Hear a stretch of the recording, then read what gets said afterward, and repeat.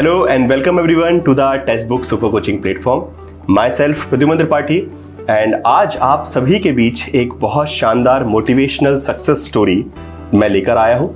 आज मेरे साथ हैं प्रियंका जी, जिन्होंने इस बार जो दिसंबर 2022 का एग्जामिनेशन था, यूजीसी एग्जामिनेशन, उसको क्रैक किया है. किस तरीके से क्रैक किया है, क्या स्ट्रेटजी थी, क्या मेथड अप्लाई की और क्या क्या प्रॉब्लम्स आई, वो सब बातें हम करेंगे प्रियंका जी से. सबसे पहले प्रियंका, आपका स्वागत है टेक्स्टबुक सुपर कोचिंग प्लेटफॉर्म पे. यहाँ आने के लिए बहुत बहुत धन्यवाद. और मैं आपसे रिक्वेस्ट करूँगा कि हमारे जो यूज़र्स हैं, हमारे जो व्यूअर्स हैं, उनको आप अपने बारे में थोड़ा बताइए. आपका एजुकेशनल बैकग्राउंड क्या है, आप कहाँ से बिलोंग करते हैं और साथ साथ इस बार जो आपने अचीव किया है.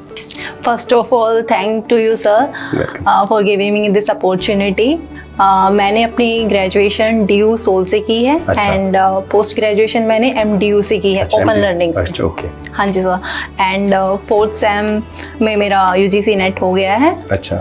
और अभी मास्टर्स आपको चल ही रहा है अभी? हाँ जी. Result awaited. अच्छा, हाँ ठीक है, मतलब अच्छा सही है. तो नेक्स्ट अब JRF के लिए आप अभी नेट इस बार हुआ है. JRF इस बार आपका फर्स्ट अटेम्प्ट था कि सेकंड अटेम्प्ट था? इस बार सेकंड अटेम्प्ट था सर. अच्छा. और प्रिपरेशन कब से स्टार्ट कर दी थी यूजीसी नेट वगैरह की प्रॉपर? एक्चुअली 3rd सेम में मैंने प्रिपरेशन स्टार्ट की थी. उस टाइम मैंने 3rd सेम के एग्ज़ाम दिए थे एंड नेट के एग्ज़ाम के 1 मंथ बचा था. और उस 1 मंथ में मुझे रिसोर्सेज ढूंढने में काफ़ी टाइम चला गया था मेरा. तो लास्ट टाइम मेरा नेट मिस हो गया था एंड दिस टाइम भी मेरे जनवरी में 4th सेम के एग्ज़ाम्स हो रहे थे. तो उन एग्ज़ाम्स के चलते मैं जल्दी प्रिपरेशन स्टार्ट नहीं कर पाई एंड फेब से मैंने प्रिपरेशन स्टार्ट की.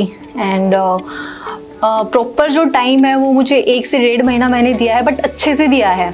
सही वो प्रॉपर, बिकॉज हाँ मतलब काफी लिमिटेड टाइम था. वैसे भी आपको पता है कि इस बार नोटिफिकेशन भी एकदम से अचानक से आ गया था, किसी को एक्सपेक्टेशन नहीं था. दिसंबर में नोटिफिकेशन आया, 29 ऑफ दिसंबर, मतलब दिसंबर जा चुका था और बस जनवरी फरवरी बचा था, मार्च में श्योर भी नहीं था कि मार्च में एग्जाम होने वाला. सब जून के लिए इंतजार में बैठे थे. मेरा भी एक्सपेक्टेशन था जून में होगा एग्जाम, आराम से पढ़ो प्यार से. बट बाद में एंटी ने धमाका किया कि नहीं, पढ़ना पड़ेगा फटाफट. बट ये है कि आई गेस जो क्लासेस हमने ली, जो 50 डेज स्ट्रेटजी बनाई थी, आई गेस उसको भी आपने फॉलो किया ही होगा, क्योंकि क्लासेस वगैरह देखी होंगी. बिल्कुल. वहाँ से मतलब किस तरीके से, मैं थोड़ा सा जानना चाहूँगा कि आप जो टेक्स्टबुक के यूट्यूब चैनल पे आपने फॉलो किया है, क्लासेस भी देखी होंगे, ऐप पर भी गए हैं और टेस्ट सीरीज वगैरह भी अटेम्प्ट वगैरह किए होंगे, क्वेश्चन प्रैक्टिस की होंगी. तो उसमें क्या क्या चीज़ें आपको लगी और किस तरीके से आपको लगता है कि उसको यूटिलाइज करना चाहिए किसी भी यूज़र को, अगर जब वो प्रिपरेशन कर रहा है तो क्या उसका अप्रोच होना चाहिए? क्लासेस कैसे देखें, कितना टाइम वहाँ इन्वेस्ट करें, नोट्स को कैसे बनाएं या फिर पढ़ें, जो भी चीज़ें हैं? सबसे पहले तो अपनी रिसोर्सेज को लिमिटेड रखो. मैंने लास्ट अटेम्प्ट में जो गलती की थी वो ये की थी कि मैंने रिसोर्सेज को इधर उधर से बहुत देखा कि ठीक है ये भी पढ़ लेती हूँ, वो भी पढ़ लेती हूँ. इस चक्कर में लास्ट अटेम्प्ट मेरा रह गया था. But this time, last time जैसे मैंने प्रद्युमन सर की क्लासेस देखी थी तो मुझे आइडिया लग गया था कि मुझे एक सही डायरेक्शन मिल चुकी है. तो फिर वहाँ से मैंने अभी जो मार्च में एग्ज़ाम हुआ था, इसमें सर ने टेक्स्टबुक सुपर कोचिंग पे बहुत सारी मैराथन क्लासेस प्रोवाइड कराई थी हर यूनिट की. तो उन मैराथन क्लासेस से बहुत फ़ायदा मिला है मुझे. तो इसके लिए thank you so much sir. Welcome. Definitely. चलिए, अच्छी बात है, फायदा मिला, आपने उसको यूटिलाइज चाहिए, बिकॉज देखा सबने है. अगर मैं व्यूज की बात करूंगा तो उस वीडियो पे समथिंग लाइक 40,000 कुछ व्यूज हैं, बट क्या शायद तक उतने सारे सभी बच्चों को सिलेक्शन हो. बट ये है कि हाँ, जिसने उसको पढ़ा, उसमें जो इंस्ट्रक्शंस दिए गए थे उनको फॉलो किया और उस हिसाब से प्रिपरेशन किया, अपनी प्रिपरेशन को उस हिसाब से ढाला, तो रिजल्ट डेफिनेटली आते हैं. अगर आप किसी भी चीज को कंसिस्टेंटली कर रहे हैं, प्रॉपर रिविजन कर रहे हैं, उनसे नोट्स बना रहे हैं अपना, तो डेफिनेटली सक्सेस अच्छे से मिलता ही है. एग्जैक्टली. यहाँ से इस प्रकार से, तो अगर हम ऐसे बात करें कि प्रिपरेशन में एक एवरेज जो टाइम लगना चाहिए किसी स्टूडेंट को, जैसे इस बार अभी आपका नेट हुआ है, बट हाँ डेफिनेटली अगली बार JRF होगा, ये मुझे पूरी उम्मीद है. एक एवरेज टाइम आपको क्या लगता है? बिकॉज यूजुअली स्टूडेंट्स का ये भी बड़ा होता है कि सर कितना टाइम देना पड़ेगा, एग्जाम की प्रिपरेशन है, 2 महीने लगेंगे, 3 महीने लगेंगे, कि बिकॉज अभी अगला एग्जाम जून में आने वाला है. तो बहुत लोगों को मन में तो ये भी शंका है कि हम 2 महीने में कर पाएंगे कि नहीं कर पाएंगे. तो उस बारे में आपका क्या कहना है? अगर आपके पास टाइम कम है, जब मैं 1.5 महीने की प्रिपरेशन में नेट के JRF के बहुत करीब पहुंच गई, तो आप लोग क्यों नहीं पहुंच सकते? तो देखो, सबसे पहले तो ये है, पढ़ हर कोई लेता है, बट उनको कंसिस्टेंटली फॉलो करना भी पड़ता है. जैसे बहुत सारे बुक्स एंड ऑथर्स हैं जिनके नाम याद रखना बहुत ज़्यादा मुश्किल होता है। तो मेरी स्ट्रेटेजी क्या रहती थी बुक्स एंड ऑथर याद करने की, कि मैं पहले याद करती थी, जैसे एक पर्टिकुलर नीट के सारे बुक्स एंड ऑथर याद कर लिए, एंड फिर अपने आप से याद करके जो भी मुझे याद आता रहता था मैं राइट डाउन करती रहती थी। एक माइंड एक्सरसाइज इसको हम बोलते हैं। Mind exercise.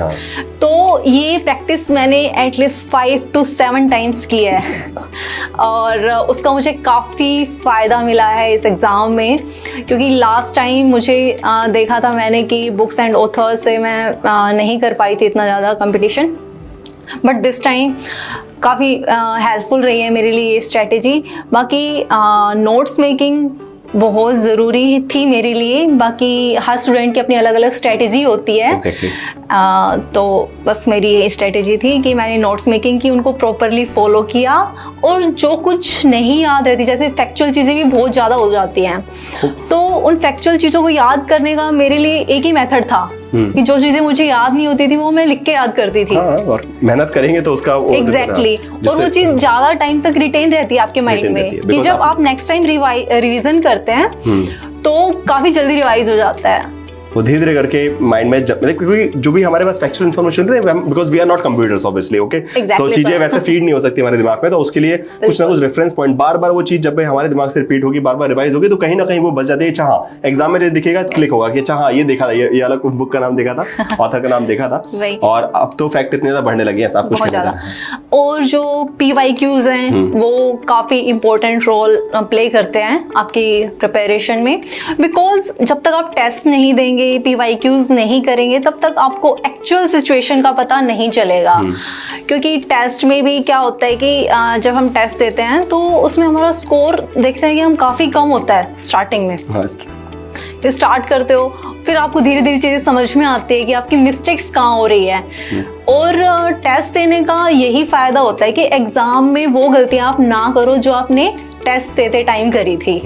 तो टेस्ट सीरीज और PYQs बहुत इंपॉर्टेंट रोल प्ले करती हैं किसी भी एग्जाम में, सिर्फ नेट में नहीं, बहुत सारे जितने भी एग्जाम है, कॉम्पिटिटिव एग्जाम्स, हर एग्जाम में PYQ और टेस्ट सीरीज बहुत इंपॉर्टेंट रोल प्ले करती है। और जो टेक्स्ट बुक की टेस्ट सीरीज थी, मैंने उन टेस्ट सीरीज को भी दिया। और जो इवन मुझे इसकी सबसे अच्छी बात क्या लगती है कि इसमें सेक्शनल टेस्ट भी थे। अच्छा, हाँ। कि जैसे मैंने कोई यूनिट कंप्लीट की एंड वो यूनिट कंप्लीट करके फिर मैंने उस यूनिट के टेस्ट दिए, सेक्शनल टेस्ट, ठीक है, तो फिर उसमें मुझे दिखा कि कहाँ मुझे इम्प्रूवमेंट की जरूरत है, आपको आइडेंटिफाई करने में हेल्प मिल जाता है। हाँ, तो फिर जैसे मैंने सेक्शनल दिए, ठीक है, सेक्शनल से मुझे थोड़ा इम्प्रूवमेंट किया, फिर मैंने फुल लेंथ भी लगाए एंड PYQ भी रिवाइज किए थे। चलिए, मतलब दो चीजें सबसे महत्वपूर्ण है जो बेसिकली प्रियंका ने यहाँ समझाया कि पहले तो PYQ जो आपको एक रास्ता समझा देते हैं कि यार इस यूनिट में से ये है, इस यूनिट में से ये है, एग्जाम की क्या डिमांड है, वो एक ब्लूप्रिंट आपको मिल जाता है कि प्रिपरेशन में क्या करना है, क्लूज मिल जाते हैं। और उसके बाद उस क्लूज के हिसाब से जब आप मॉक टेस्ट लगाते हैं तो अपना वीक एरियाज आप आइडेंटिफाई कर सकते हैं और उस पर वर्क कर सकते हैं। तो सबसे इंपॉर्टेंट रास्ता, because it's a objective examination, MCQ based examination, तो अगर आप प्रैक्टिस को इग्नोर कर रहे हैं तो मतलब आप प्रिपरेशन के लिए सीरियस नहीं। मेरे हिसाब से अगर सिर्फ थ्योरी पढ़ के, सिर्फ क्लासेस देख के, सिर्फ नोट से काम नहीं चलेगा, वो तभी आपके काम आएगा when you are applying that information. So application is very important. So practice करते रहिए, मॉक टेस्ट लगाते रहिएगा, प्रीवियस ईयर क्वेश्चन लगाते रहिए, जिससे आपका जो रास्ता है वो हमेशा आप ट्रैक पे रहे। नहीं तो कभी कभी गाड़ी अगर ट्रैक से उतर जाएगी, आपको लग रहा है कि आप चल रहे हैं, आप चल नहीं रहे, आप किसी दूसरे रास्ते पे चले जाएंगे। सो प्रिपरेशन को अपने सही रास्ते पे रखने के लिए जैसे कि प्रियंका ने भी फॉलो किया और उस मुकाम तक पहुंचे बहुत लिमिटेड टाइम में, तो करना बिल्कुल पॉसिबल है। ये मत सोचिए करना पॉसिबल नहीं है। अगला जो जून का एग्जाम है, आप लोग भी नेट JRF एग्जामिनेशन निकाल सकते हैं, बट बस ये है कि रास्ता सही चुनिएगा, सही तरीके से प्रिपरेशन कीजिएगा, ऑथेंटिसिटी होनी चाहिए। और स्पेशली प्रियंका ने जो बातें बताई कि क्वेश्चन प्रैक्टिस करते रहना है, मॉक टेस्ट लगाते रहना है, शॉर्ट नोट्स प्रिपेयर अच्छे से करना है और उनका रिवीजन जितना बार हो सके। मेमोरी वाला एक्सरसाइज उन्होंने बहुत अच्छा बताया कि याद करिए और उसे खुद से लिख के देखिए, बिकॉज वहां पे आपने अपना एक कंट्रीब्यूशन डाला है, क्योंकि वो इन्फॉर्मेशन तो अवेलेबल है, फैकल्टीज ने क्लास में पढ़ा दिया, आपको दे दिया है। अब आपको इसको याद कैसे करेंगे जब तक आप हाथ से इसको लिखेंगे नहीं, तो कैसे याद होगा? टीचर आपको रिसोर्सेज प्रोवाइड कर सकते हैं, आपको समझा सकते हैं, बट मेहनत तो आपको भी करनी पड़ेगी, एग्जाम तो तभी क्रैक होगा। मतलब वो आपका वो जो है ना, वो आपकी संपत्ति तभी बनेगा जब आपने उसमें लेबर डाल दिया, जैसे जॉन लॉक का जो हमारा कॉन्सेप्ट है। क्योंकि सर तो इतने सारे बच्चों को पढ़ाते हैं और हर किसी का सिलेक्शन तो नहीं हो पाता, तो वही है कि थोड़ा खुद पे भी मेहनत करनी पड़ती है। सब कुछ टीचर के ऊपर डिपेंड नहीं होता कि टीचर के ऊपर छोड़ दिया कि वो पढ़ा रहे हैं, वो पढ़ लिया बस हो गया। एग्जाम देने तो आपको जाना टिक करना पड़ेगा, तो बस उस चीज का ध्यान रखिए, कंसिस्टेंसी से पढ़िए, अपना जो भी आपकी स्ट्रेंथ है अपनी स्ट्रेंथ को समझिए कि यार यहाँ मैं वीक हूँ तो उस पर काम कीजिए अपना, तो डेफिनेटली सक्सेस आपको मिलेगी। और प्रियंका हमारे सामने बैठे हैं, one of the best example. So बस प्रियंका, आपका बहुत बहुत धन्यवाद हमारे साथ जुड़े, और आखिरी में मैं आपसे रिक्वेस्ट करूंगा कि आप इस सक्सेस का क्रेडिट जो है अपनी फैमिली, फ्रेंड, जिसके साथ भी शेयर करना चाहते हैं, तो आपके लिए मंच अवेलेबल है। Sir, this credit goes to you firstly because आपने एक कंसोलिडेटेड मुझे मटेरियल मिल गया था, और कंसेप्ट्स आपसे पढ़े मैंने, काफ़ी अच्छे से मटेरियल, रिसोर्सेज वगैरह मिल गए, ठीक है। एंड सेकेंडली मेरा ब्रदर, अच्छा, उसने मुझे बहुत मोटिवेट किया एग्जाम टाइम में भी, नेगेटिवली भी, कि अगर मुझे कोई चीज़ बुरी लग रही है बट कह अच्छे के लिए रहा है, तो इसमें भी उसका भी काफ़ी कंट्रीब्यूशन रहा है। चलिए, अच्छी बात है। सो जब अच्छे फैमिली है, अच्छा टीचर से, तो सक्सेस डेफिनेटली मिलती है। सो बस आप लोग भी लगातार अपने फैमिलीज, अपने फ्रेंड्स से जुड़े रहिए, जहाँ पे भी आपको पॉजिटिविटी दिखती है, जहाँ पे लगता है कि जो लोग आपको इंस्पायर कर सकते हैं, उनसे जुड़े रहिए। टेक्स्टबुक सुपर कोचिंग प्लेटफॉर्म पे आते रहिए, वीडियोस को देखते रहिए, क्लासेस को सीरियसली देखते रहिए, और जब भी लगे कि प्रिपरेशन के बीच में कभी लगे कि यार शायद तक मुझे कुछ मोटिवेशन कम लग रहा है, तो इस वीडियो को देख लीजिएगा। प्रियंका जी की जो सजेशंस प्रियंका ने दिए हैं, one more thing I want to suggest sir, जो पेपर 1 है उसको हम काफी लाइटली ले लेते हैं, जो कि इस एग्जाम में भी काफी इंपॉर्टेंट रोल प्ले करता है। आपको ये नहीं है कि बिल्कुल हम पेपर 2 पे ही रिलाई करेंगे, अपना जो सब्जेक्ट होता है उसी पे रिलाई करेंगे, ऐसा नहीं होता है।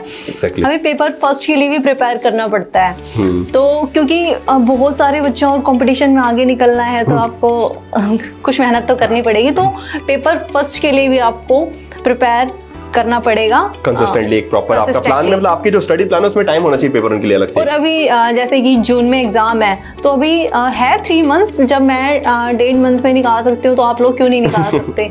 अगर कंसिस्टेंसी रखिए, रिसोर्सेज को कंसिस्टेंटली फॉलो करते रहिए, और बस इतना ही। चलिए, शॉर्ट रहिए, स्वीट रहिए, और अच्छे से पढ़ाई करते रहिए, डेफिनेटली आपका सक्सेस होगा। बस इसी के साथ आज का ये जो वीडियो है उसको समाप्त करते हैं। आप सभी का धन्यवाद, आपने वीडियो देखा, और अपने दोस्तों को भी शेयर कीजिएगा, जिससे उनको भी मोटिवेशन मिले, प्रियंका की सक्सेस जर्नी को जान सके। और आपको वीडियो जैसा भी लगा हो, बिल्कुल कमेंट बॉक्स में बताइएगा, प्रियंका को कॉन्ग्रेचुलेट कीजिएगा। चलिए, thank you everyone for watching this session, and thank you for being on the textbook super coaching platform.